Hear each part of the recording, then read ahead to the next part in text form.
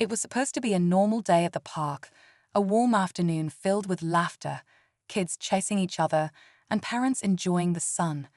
But what began as a peaceful outing quickly turned into a scene of chaos when police arrived in a flurry of flashing lights and stern voices. Their target?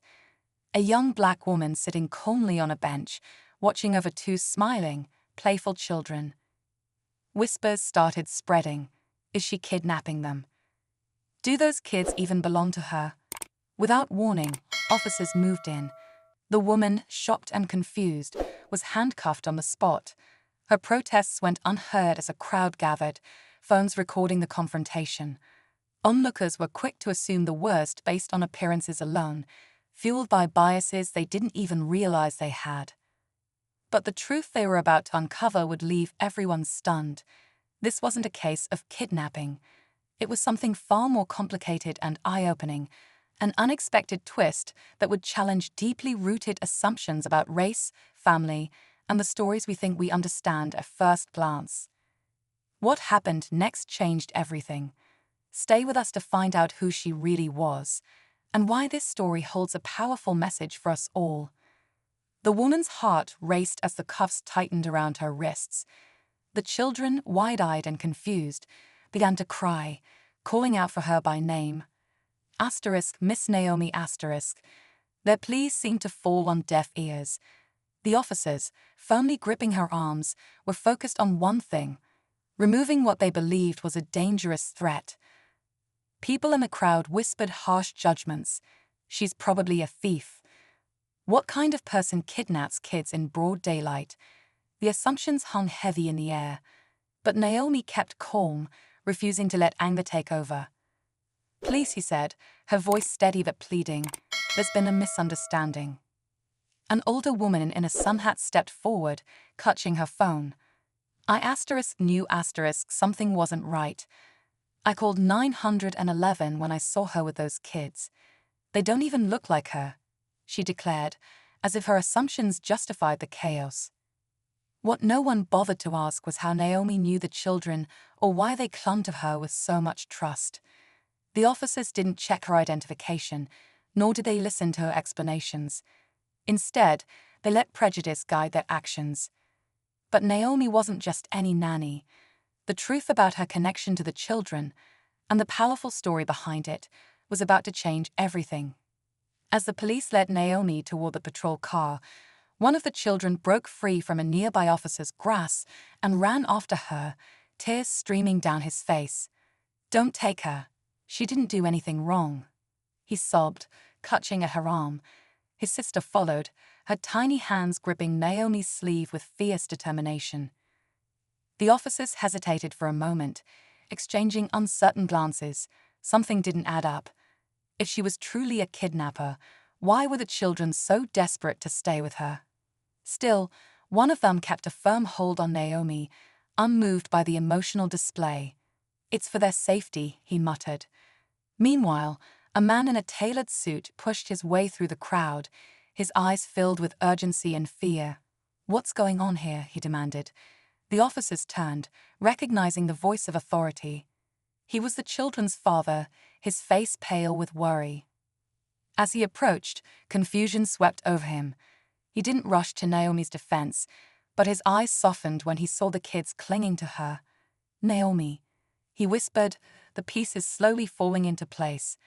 But why hadn't he been the one to pick them up? What had kept him away, and why had everything gone so horribly wrong? The truth was more complicated than anyone could imagine.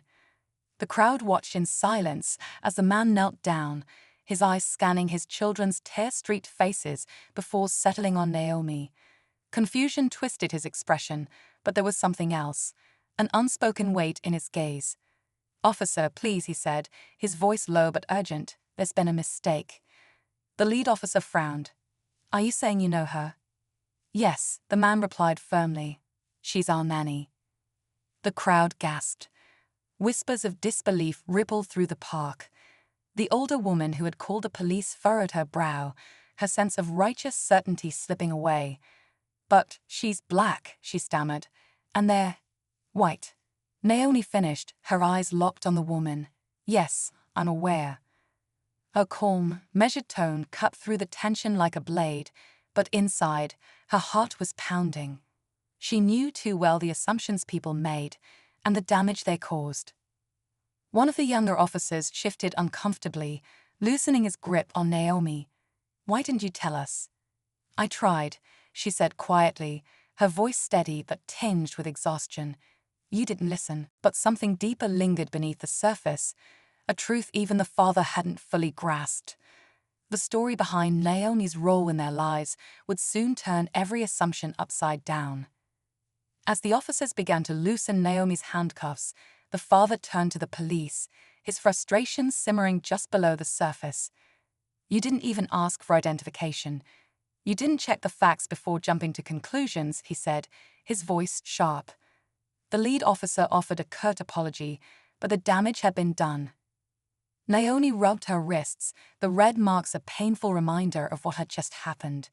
She opened her mouth to speak, but before she could, a sleek black car screeched to a stop at the curb.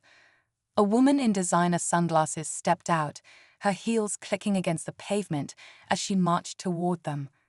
Her perfectly styled hair didn't move in the breeze, but her eyes burned with fury. "Were ****, the father demanded as she approached. The woman shot a glance at Naomi, her expression a mixture of guilt and something darker. "I got held up," she muttered before focusing on the children, who clung tighter to Naomi instead of running to her. She faltered, her composure cracking for a brief moment. Naomi stiffened. The truth she had been keeping wasn't just about race or assumptions. It was about trust, betrayal, and a family secret no one saw coming. The real story was far from over. The mother knelt beside the children, her arms outstretched, but they didn't move. Her smile faltered as her eyes stayed fixed on Naomi, full of trust and love. "Come here, sweethearts," she coaxed, her voice soft but strained. The little boy buried his face into Naomi's side, shaking his head. Naomi took a deep breath, steadying herself. "They're scared," she said quietly. "They don't understand why this happened." Her gaze remained calm, but her words carried a quiet strength. She had spent months caring for these children, becoming a steady presence in their lives, far more than just a nanny. The mother's eyes darted between Naomi and her husband, a storm of emotions brewing. "You were supposed to pick them up," she hissed under her breath. "And you were supposed to be home," he shot back, his voice low. Suddenly, the pieces fit together. Naomi saw it in their expressions, the tension, the unspoken secrets. She had always known more than she let on, but now it was undeniable. This wasn't just about prejudice or mistaken identity. It was about a marriage unraveling, trust broken, and children caught in the middle. And then the final twist. The father, with a heavy sigh, turned to Naomi. "You've been more of a mother to them than anyone else." The mother's face froze, her carefully composed exterior crumbling. For a moment, no one spoke. The truth hung in the air, undeniable and raw. Naomi, calm and composed, met his gaze. "Then let's do what's right for them."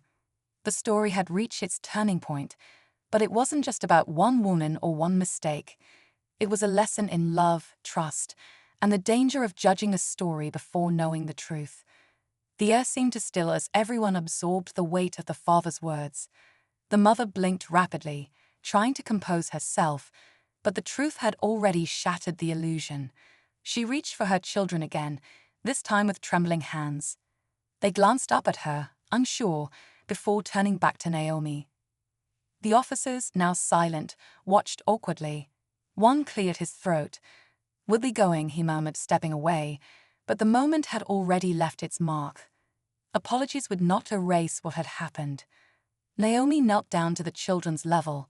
"It's okay," she whispered, smoothing the boy's hair. "You're safe now." Her voice was warm, steady, the same voice that had sung them lullabies and comforted them through scraped knees and bedtime tears. The mother, tears finally slipping free, spoke softly. "I didn't realize." Her voice broke. "I'm sorry." Naomi nodded, her expression kind but firm. "It's not just about me." It's about seeing people for who they really are, not who you assume they must be. The father wrapped his arms around his children, his eyes full of gratitude. As Naomi rose to her feet, she knew her place in their lives had changed forever.